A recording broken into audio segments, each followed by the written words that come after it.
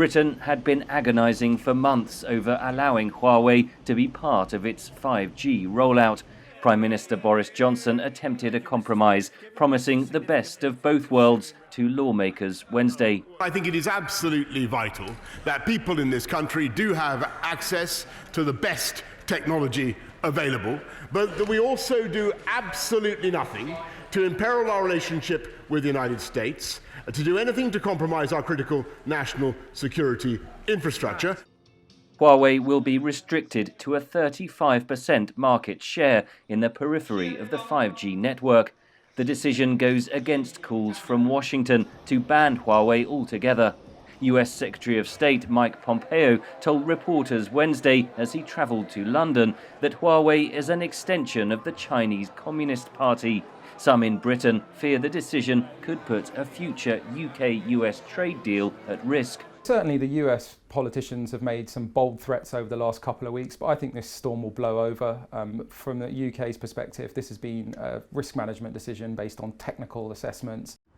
In the American Congress, there is bipartisan agreement about Huawei. Huawei has been and will continue to be a national security threat. The Brits are our strongest allies. We've got to find a way to work through this.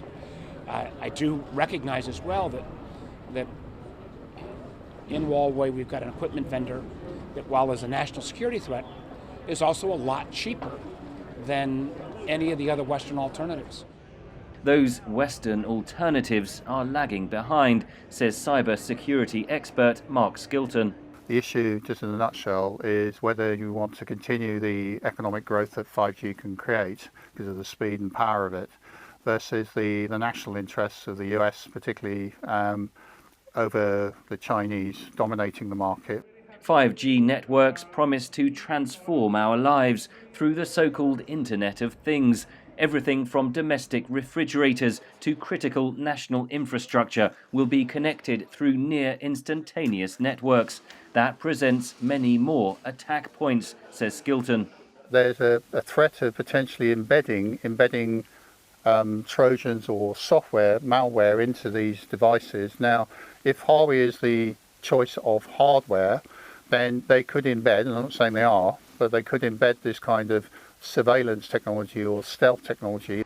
The European Union Wednesday adopted similar guidelines to Britain, stopping short of banning Huawei but imposing strict security rules.